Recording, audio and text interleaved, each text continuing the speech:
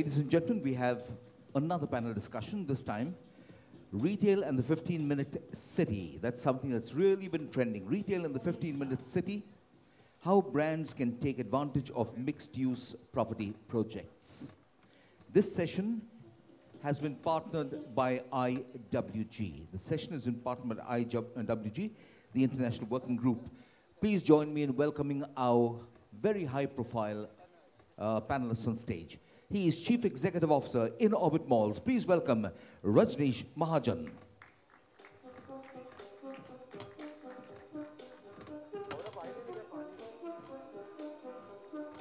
Ladies and gentlemen, let's welcome Chief Executive Officer in Orbit Malls, Rajneesh Mahajan.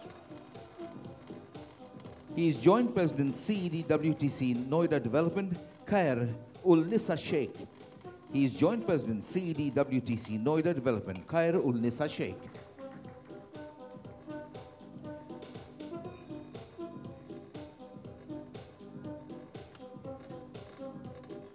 Ladies and gentlemen, let's hear it for her. Khair Ul Nisa. He is Chief Executive Officer, Cinepolis. Please welcome Devang Sampath.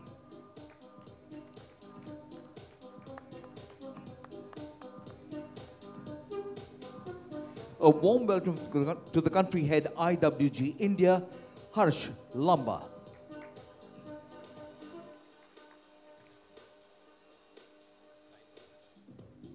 He is Chief Executive Officer India and he is Managing Director Market Development Asia for Colliers. Please welcome Ramesh Nair.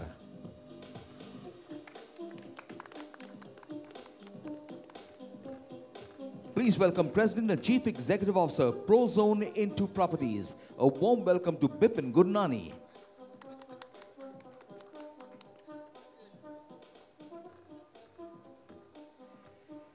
And moderating the session, our very distinguished Head Franchise Development India, International Working Group, India. Please welcome Shivan Anand.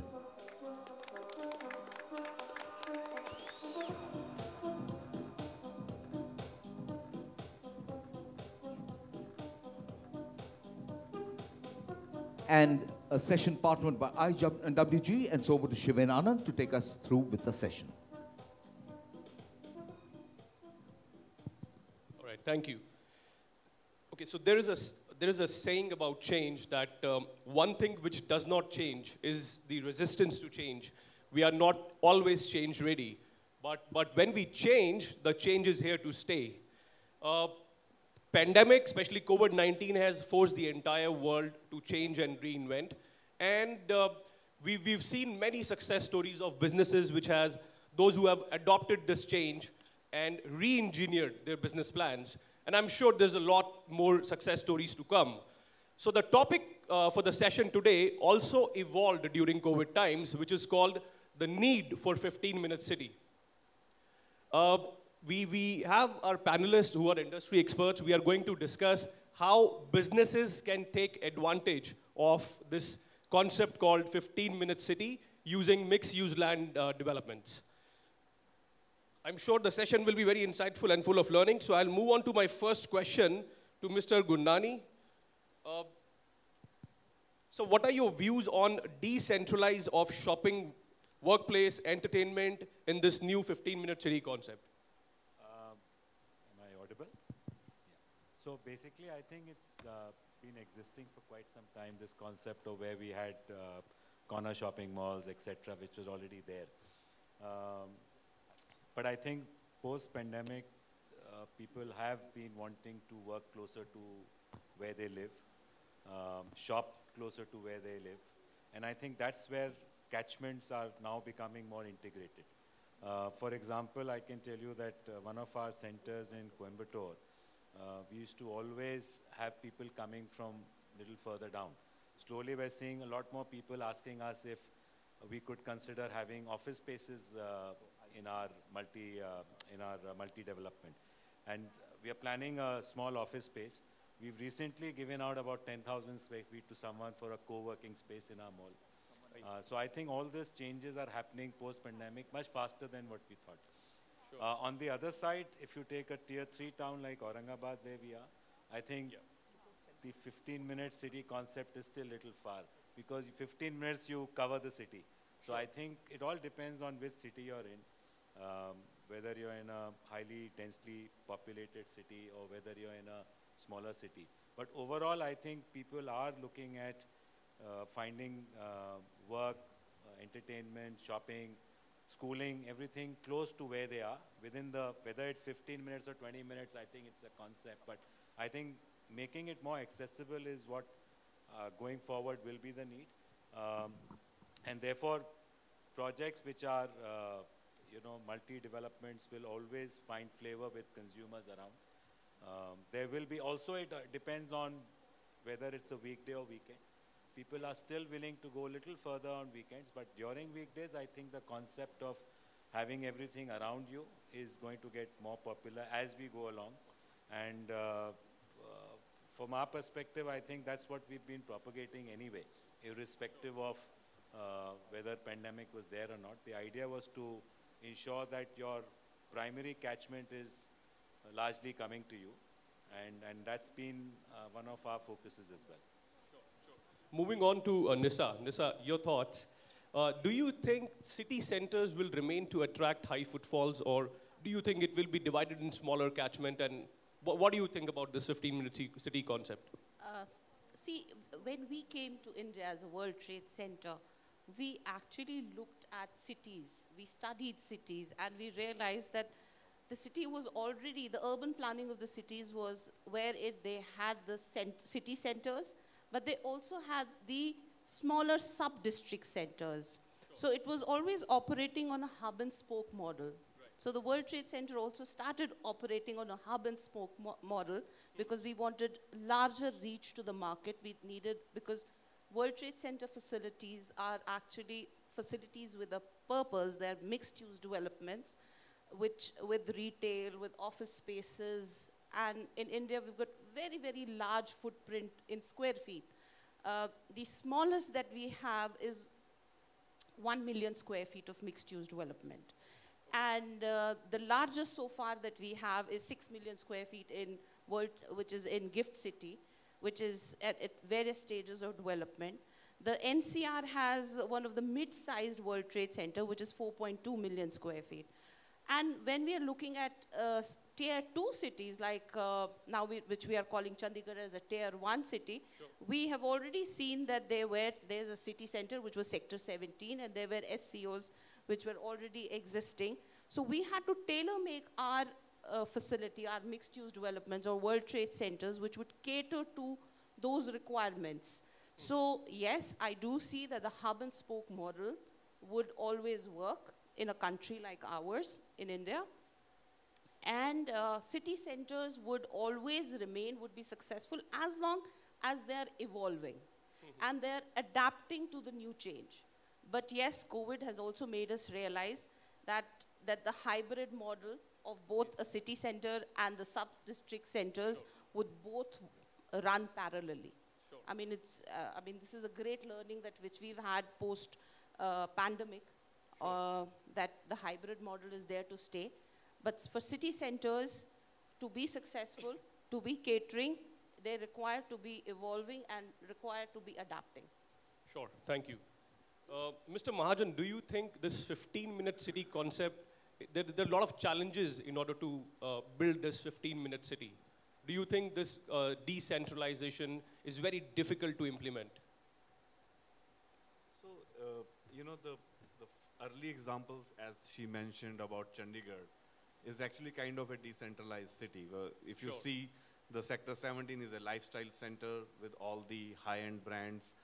Each sector has a convenience, and then each subsector has a essential market. So 3 tiers of markets, and it has been there for more than 7 decades sure. since its inception. But why it has not been replicated across country, I see 2 kind of challenges for that we have faced so far. One is on the regulatory. Because of the Urban Land Ceiling Act, you were not having too many large land parcels easily available to develop, and there were regulatory restrictions on that. With that being off and repealed, that kind of developments are taking place now, and they seem to be future. And most of the developments if you see the stalls outside, the way the sectors are developed and the larger mixed-use developments are coming up, it is clearly a more frequently used model by larger developers. The second challenge I see is that when you develop a 15-minute city, you're talking about somewhere anything between 20 million to 30 million square feet of real estate development in varying asset classes, whether it is retail, entertainment, residential, commercial, shopping, convenience, maybe a bit of education and medical facilities thrown in, if not the sporting arenas and other things. Now, to pour money and to pour concrete to that large scale in one shot, I really doubt how many development houses in India has that kind of balance sheet strength to put concrete in one location for 30 to 40 million square feet and the common area developments. So hence it takes longer. So if you look at the developments done by Hiranandani, which would fall in the domain of 15-minute city, it has taken more than 3 to 4 decades to complete it, and there's still construction going on. So if you are developing over 3 decades, then you beat the purpose of creating a city in one go. And if you do one go, then do you really have that financial muscle to do it? So that's the two aspects that come to my mind, which may be a challenge in this entire process. Yeah, sure. Please. I would agree with what Rajneesh said, that for a 15-minute city, you know, it also depends upon whether it's, how are we considering this 15-minute? Is it, are we considering it by road, by car, or are we considering it by bike? If you're considering it by car, then we're talking about 1 million population, you know, of an average rate of 2.6 units. And if you're looking at by bike, then we're looking at least 3.5 lakh population. But yes, economic viability and the development is one of the major aspects for development of these 15-minute cities. I think the inception of 15-minute concept was earlier, keeping in mind that we will stop using motor vehicles and we will have a better environment. But keeping in mind how densely our country is populated, I think ruling out motors is not a question here. Definitely we would have to have motors vehicle also. But it cannot be only bikes or, you know, you're walking around 15-minute city. So it will not be so 3.5 lakhs. It has to be 15-minute city concept. I believe the way it is referred to is non-fuel based commute. So either it is bicycle or no, not even electrical vehicles. Then it is not falling in that. That is how the inception was. Yeah, so I think we need to or modify it, keeping in, you know, mind the current times that we have and the situation, the market, you know, the densely populated country and cities that we have. I think we need to do some modification to make it happen. Okay, moving on to Devang. Devang, you know, mini theaters and single screens are gaining a lot of popularity. Do you think they are here to last? How do you see them fitting in this 15-minute city concept?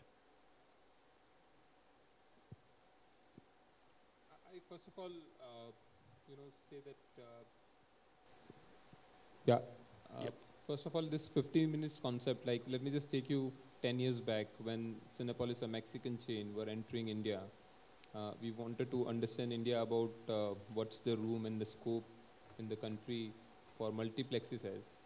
I beg to differ that single screen gaining popularity, because the trend shows that you know, out of 9,500 single screen that we had back in 2010 has now gone down to about 6,000 odd single screen, which means single screens are in fact losing popularity. But we always believed, I mean, you know, coming, as an MNC operating in 19 countries, when you look at India, then you understand, no, it's not one country. Then zooming out, okay, let's treat West differently, South differently, especially when you're also confused on what business we are in, because they talk about clearly mall business, then they talk about retailer, and then they say entertainer. So we are in entertainment, but not really are we in entertainment. It's just a retail business where we actually make business through F&B, and movie is just a footfall driver. So effectively, I mean, we are still figuring out on what business, what category we should put ourselves in. But definitely single screen is not the one which is gaining popularity. And both Rajneesh and Bipin is going to kill me for the statement that I'm making. Those 15 minutes concept, we just love it. I mean, those are the one which actually gives us profits, not the big giant mall. Of course, they both go parallelly. We badly need them for not only establishing a product, but also making a destination. Like what we're known for is building megaplexes. We're the first one who started 15 screener in Thana or in Pune, which, without any regional content support. So was there a demand then? Probably we were not sure. And like I said, 10 years back when we entered, multiplexes were yet to get matured. I mean, they were just coming up, but whether can India take 15 screener under one roof? Probably that was a big question mark, which got ironed out, and now people are looking at more and more screen. But we've always believed that movie going specifically is your 4-kilometer catchment, or let's say catchment within 15 minutes that you're talking about. People don't want to take out their vehicle to go for the experience of movie. They just want to walk. And I completely agree with what Rajneesh said. They both are independent. We have a cinema in Bangalore, which we started in Royal Meenakshi in Bannerghatta Road. I still remember, because we've introduced this technology called RealD 3D. When this concept came in, people would not mind driving. And imagine with traffic of Bangalore, people driving from MG Road to Bannerghatta, which is like driving from Sahara Star to Thana in Bombay. They can finish a movie on Netflix and then watch a movie and come back. Yeah, they can do that. Yes, but thing is, definitely it is a concept which has worked really well in, let's say, tier 2, tier 3. But if the catchment, and we look at a million population as a catchment and not even look at city. When we started Bannerghatta, we never looked at we are going to Bangalore. We are going to a catchment which has a million population. Now, if that is the idea behind it, this concept where we are struggling 10 years back as an industry, multiplexes and single screen put together, we had 9,500 screen. Talking about 2020, we are still talking about 9,500 screen. So number of screen has not grown. Single screen are definitely taking a backseat purely because of affordability, because you need to play all the content. We don't know which demand comes. Sometime Bahubali works, sometime you have Avengers, which works wonderfully, and single screen may not be able to play a mix of all. So multiplexes, we do believe, is the future going forward. We have seen that journey in last 10 years. This concept, even within city, works wonderfully, even in metro. Like in Bombay, for a longest time, we did not have a multiplex in Bandra, which just started in BKC, but we did not have if you talk about movie-going experience, people do not have an option. And really, people don't want to take their car out to go for a movie in the night once, they have already exhausted the day with the traffic that they came in with. So this concept definitely works. We've been placing our bets on this kind of concept. We started in, let's say, Surat, where you just have hypermarket and a cinema on top. Amazing. It's the best performing movie cinema hall in the city. And at the same time, we have a cinema in Ahmedabad, which works really well in the best city center, in the best mall of the town. So both the concept do coexist. It's just the offering and mix of right thing that we want to place our bet, and of course we need to clarify on what kind of business we are in. Like I said, that is it entertainment, is it retail, or is it F&B? Thank you. Thank you. Moving on to Harsh. Harsh, as the entire world is moving towards hybrid working culture, in the market, the demand for bigger office space is declining. People are working from home. How do you see the future of workplace? Okay, thanks, Shimin. First of all, I just want to reflect on what the other panelists have said in terms of this concept. And again, it's right now it's just a concept, and I think we'll have to look at it probably realistically, practically, how it evolves, moving ahead. If I contrast it to within my industry, which is co-working, it's just like the concept of co-working. Nobody really knows what co-working is. So you adapt it based on consumer trends, what's happening in the environment, what's happening with within the industry, and then you take it ahead. having said that, it's a very simplistic concept, but it's, I think, very difficult to implement. It needs a lot of public-private participation. It needs long-term investment. It needs a lot of planning. So we'll need to see how it goes in terms of how this concept evolves. But having said that, I think we need to realize that this concept is here to stay, because we are faced with two large issues, if I can call it that. One, of course, is pollution, which is allowing us to get back to basics and to simpler ways of life, going back to pedaling to work, doing all of that. And second is the commute. I think all of us in this hall can agree, none of us want to really commute long distances to work, Like and that again, yes, which used to happen, it's still happening, and again adds to pollution, So this concept can actually solve this problem of pollution and commute, and probably bring a lot of work-life balance into all of our lives, having, multi-integrated developments, offering everything from, work to play to retail to everything, Now, coming back to the question you asked in terms of workspaces, the pandemic has been a great teacher, and what we've seen is that people do not want to commute long distances, one. Second, they want more work-life balance. And third, they've sort of got used to working from home, don't prefer it as much, but would like a professional workspace close to their home, So that's the view that we as IWG have taken. And it's again somewhat like the hub and spoke model. So we'll have workspaces all across the city, like in the Mumbai area. We already have about 20 workspaces. There's a demand for a lot more, so we'll build them more. We'll probably focus more on the suburbs, on the cities and suburbs like Thane and New Bombay.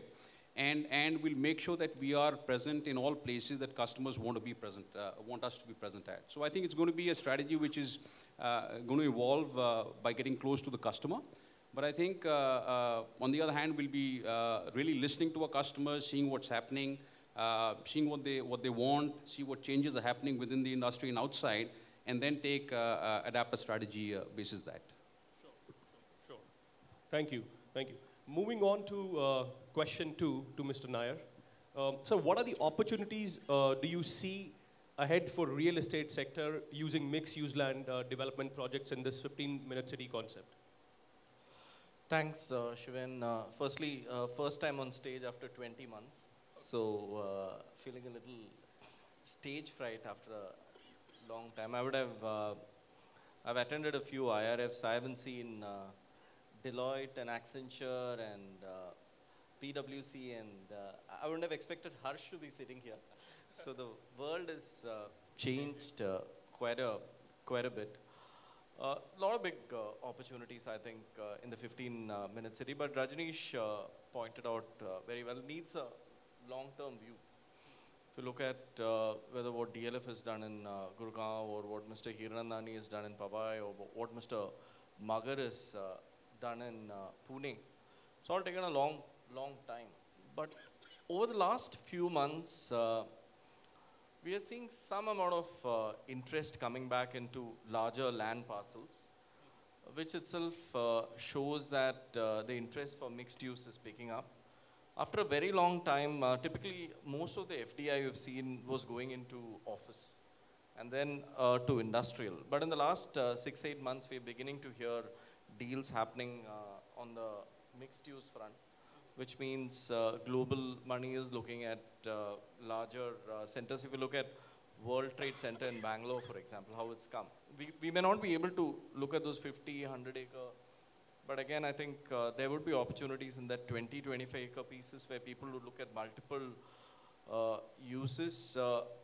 You look at office demand in the country, it was a lot of office demand, 80-90% of office demand came in the suburban and peripheral areas already.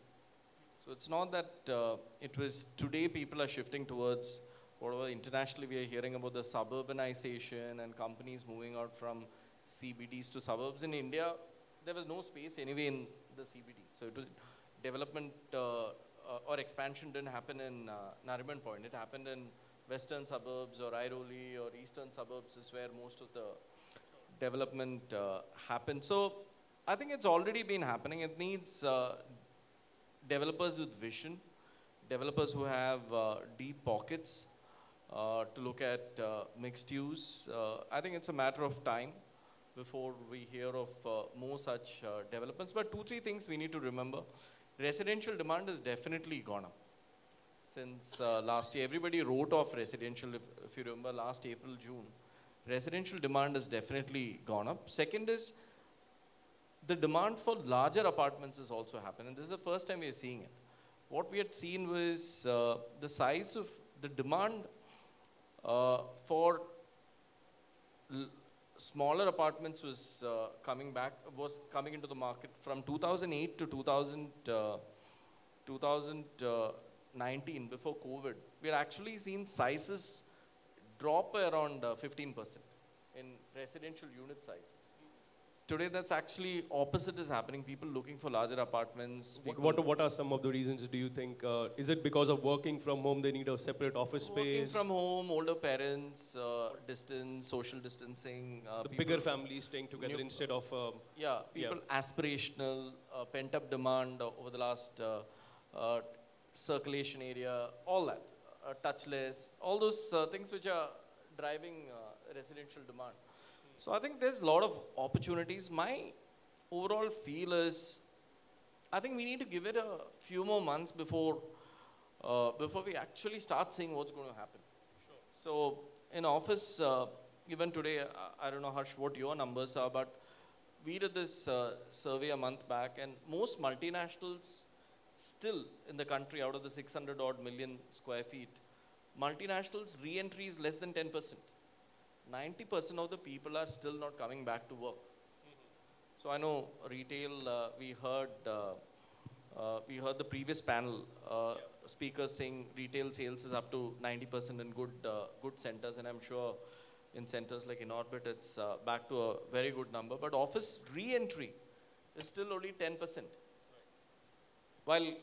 While occupancy rates in Goa has gone up 300%, but office re-entry is only 10%. Multinationals, Indian companies, it's a little different. So, Harsh, you want to add to that? Yeah, and that's a valid remark, Ramesh. I think what we're seeing within the co-working space and the flex space, we're seeing a faster ramp up. I think multinationals and companies are still not going back to their own captive offices. But what we're seeing is through the pandemic, we've seen a lot of new demand and a lot of pent-up demand that's come up. So actually part of the demand that's not going back into the captive offices is coming to our flex office space. So we're seeing a huge ramp up. And we saw this, in fact, after the first wave, till March, we were growing very rapidly in terms of occupancy. Then obviously the second wave hit us, April, May, June. And then after that also, we've seen a tremendous ramp up in terms of occupancies come up. So I think it's a mixed flavor. I think people are still deciding what to do with their own captive real estate. But I think the move towards flex workspaces is really happening in a big way. And not only in terms of the old customers that we used to see, but even new companies who probably never thought about flex workspaces for themselves are coming into our spaces as customers. Sure. So Mr. Mahajan, what are your suggestions to businesses to encash the opportunity, considering 15-minute city concept has been implemented, people are very well accepting it? What are your suggestions for businesses to identify fail points and fail safe them? So Shiva, there are too many stakeholders in this. I think to start with, the first one is the government, and Sure. how do they bring in town planning and make sure that the zonings are done in a manner that all kind of asset class are given priority and preference, so that you create a city within a sub-city within a bigger city. Sure. So if you do not address all kind of asset classes, then that purpose is beaten down. So which means that you have to have low-income housing, you have to have high-income housing, so that when you need your household help is also available, drivers are also available, and the offices which are large campuses versus small professionals needing small offices are also available. That's when you complete a city in all aspects, when all kind of assets class comes in. From a consumer's perspective, it is a great enabler of consumption, because today, though I drive back home only 13, 14 kilometers, but it takes me 1.5 hours. So there is no way that I can go back, pick my family, go for a restaurant, a work day, or for a movie. But if I am saving that 1.5 hours, and you leave on time, you can actually catch up a movie before you go to sleep. So if 15-minute city, more and more such centers emerge, it is a huge booster for the consumption, because people have time, and when they have time, they will go out and consume. It could be parties at home, so Sagar can sell more momos at home through frozen or through delivery. If it is going out, more restaurants can come up, more movie can be watched, or more sports can be played. So all kind of venues of consumption open up. I think from businesses, real estate perspective, the challenge stays that how does the bank finances come in play to ensure that the larger capital can be poured at the same time. Because if you are staggering your construction over a longer period, then it takes 15, 20 years for that project to complete. Then it's quite a long duration. If we can complete that in 5, 7 years, the demand will go up. More people will start seeing the end of tunnel faster, and they will want to move in faster. And that's one piece to my mind which we need to crack, that how do we scale up a micro sub-city at a faster pace and not take decades to complete that project. And that would enable and roll out much faster. Sir, would you like to add on what? I totally agree with Rajneesh that, usually when I came to India, my first real estate exposure was with Vatika, which they were building up a township near New Gurgaon, Manesar. And I think they're still constructing it since 2007, prior to that, and they're still doing it. So Rajneesh in that way is completely right, that large-scale projects do take a lot of time, and it is largely because of the funding.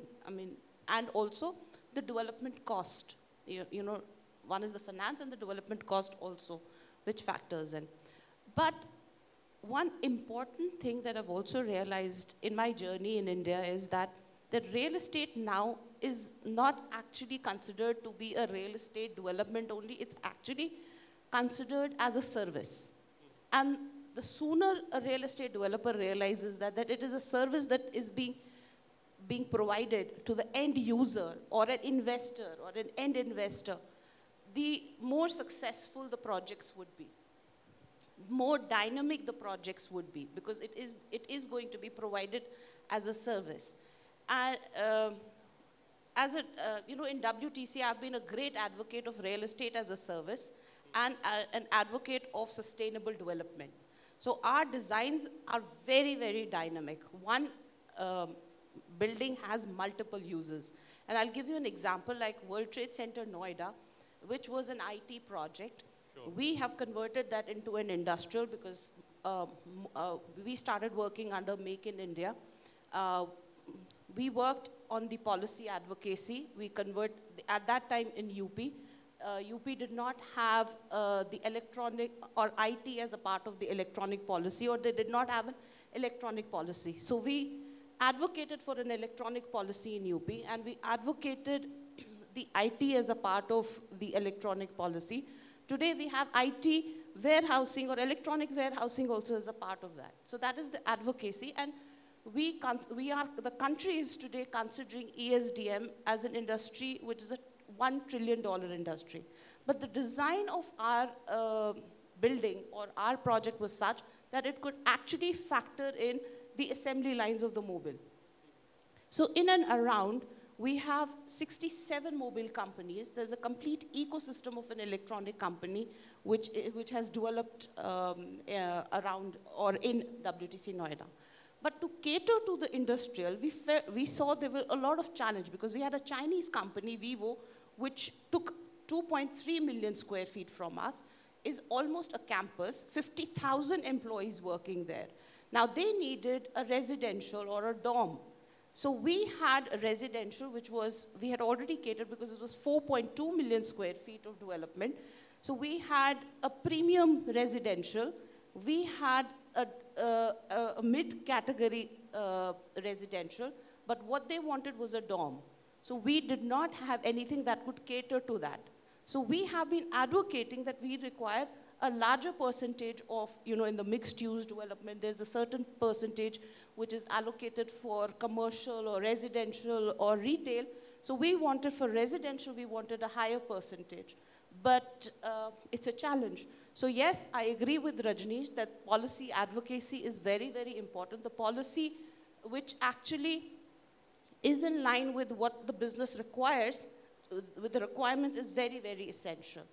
And similarly is with, when we are looking at WTC Chandigarh, or when we are looking at the other WTC facilities, we are actually looking at, when I said that we are looking at real estate as a service, we are largely collaborating. Like, we are looking at collaboration with yourself, because we have more, and as a member base, we have, we want to reach India's MSMEs, 1/3 of India's MSMEs by 2030.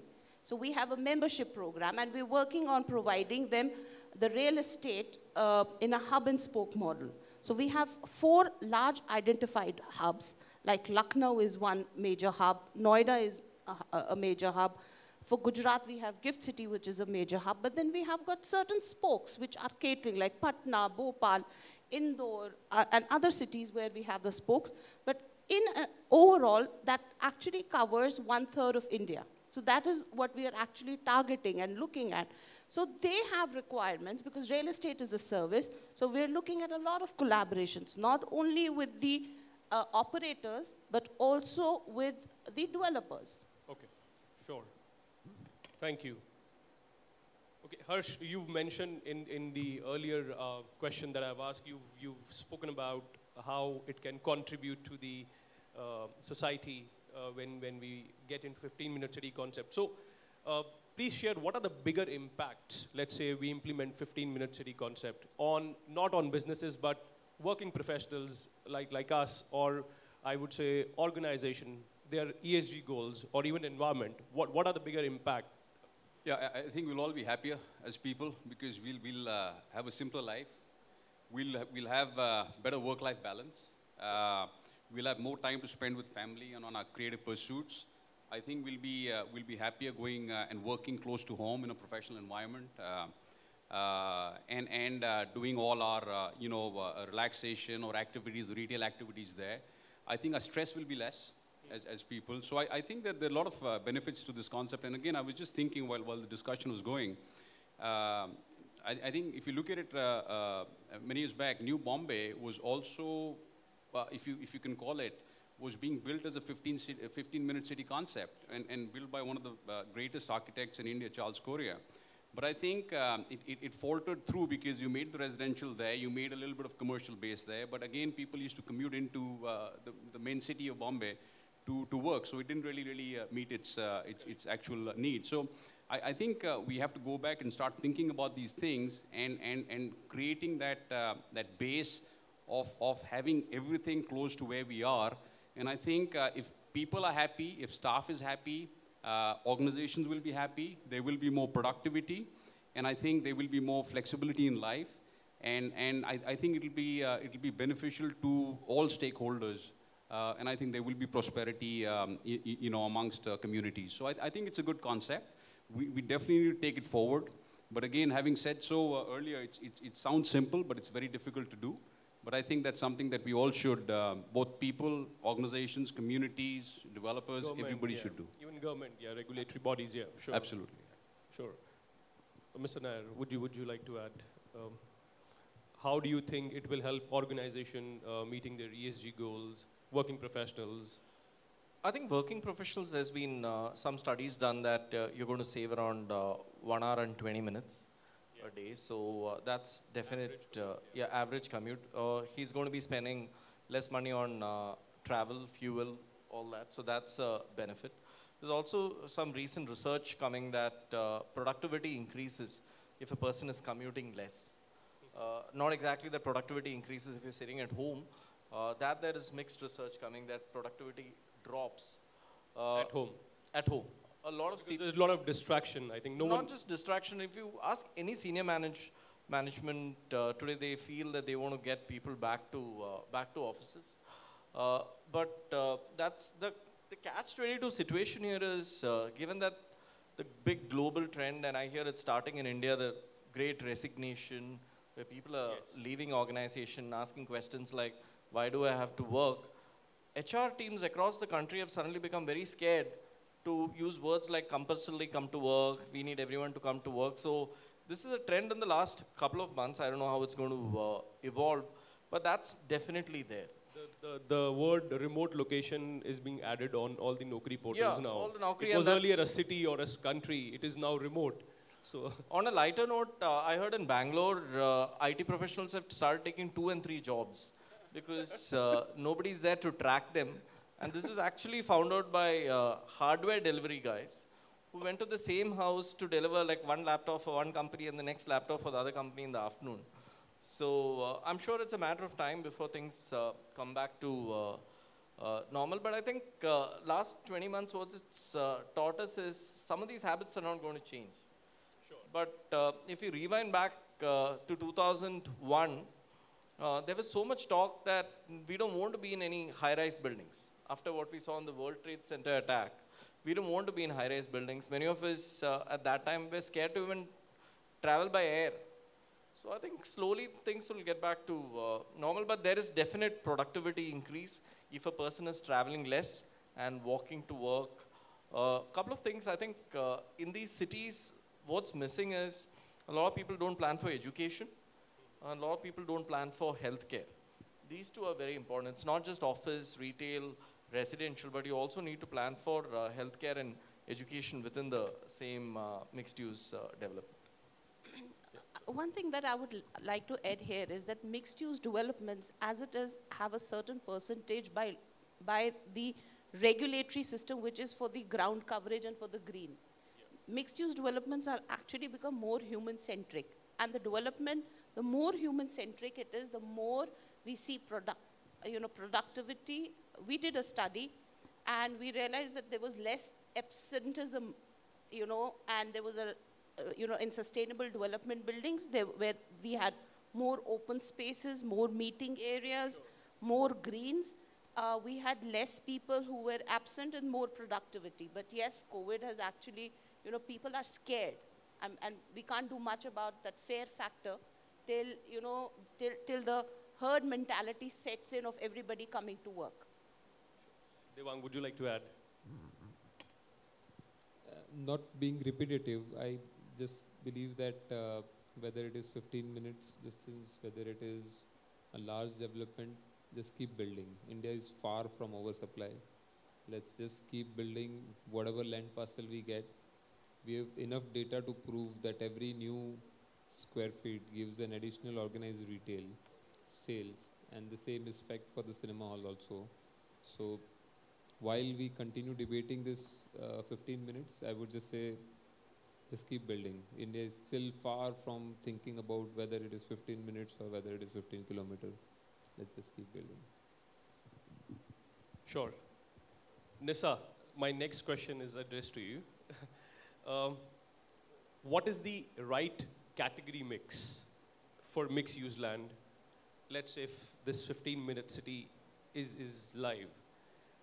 Right mix of business categories. Depends and from time to ratio time. Or any particular category that you would like to? Right now, I think it's the residential, which would take 60%. I mean, anywhere between 40 to 60%. Commercial, that is office spaces or workspaces, would take 20 to 30%. Recreation, institution, and others would also take 10 to 20%. But that is about the current times, if I look at it. Generally, we would look at other times, when post-COVID, we were looking at office space more of a 50 to 60%, and then the residences. But in today's time, it is the reverse. It's the residence, because that's more higher in demand. That's how we would look at it. It would vary from location to location, I think, yeah. Yes, it would vary from location to location also, and it would also vary from the times, which of the asset class is more in demand also.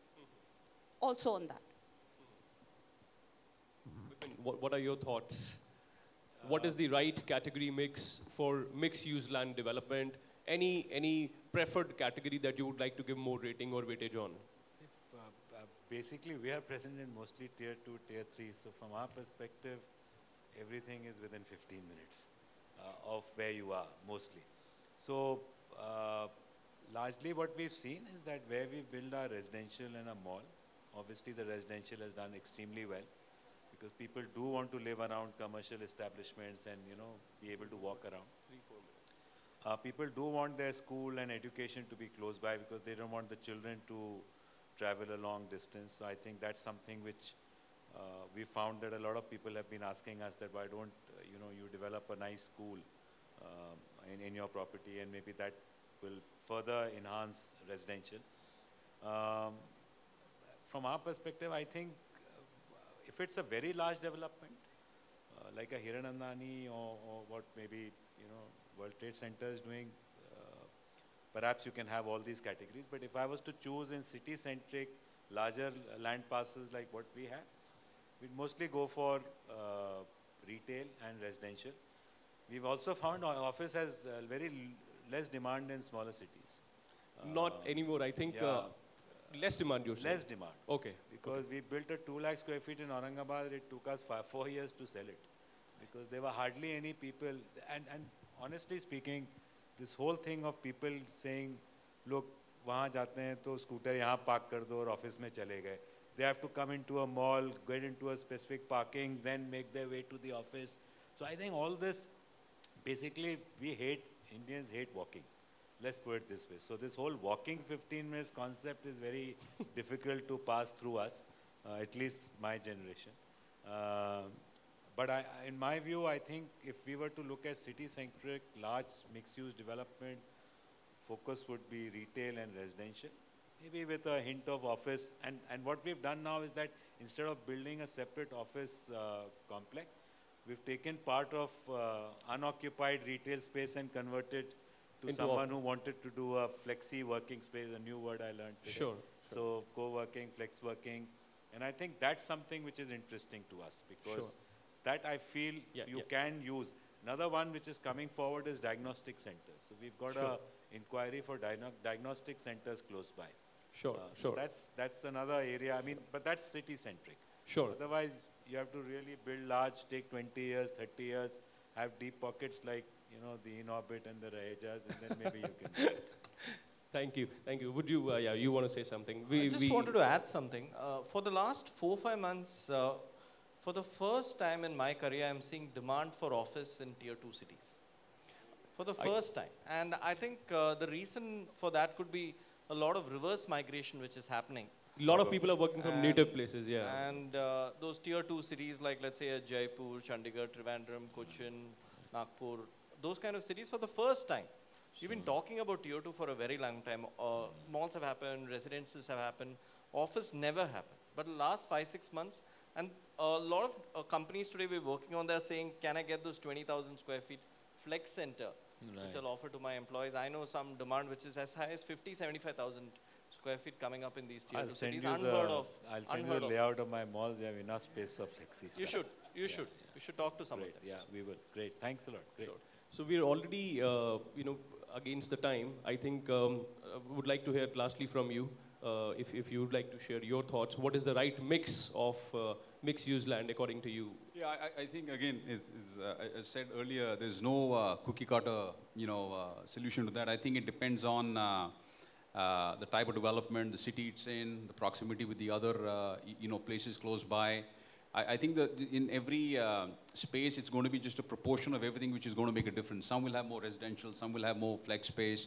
And just going back to the tier 2 also, in fact, we were actually quite lucky. 10% of our workspaces are in tier 2 cities. And we actually saw better and higher occupancies in the tier 2 cities through the pandemic than the major cities.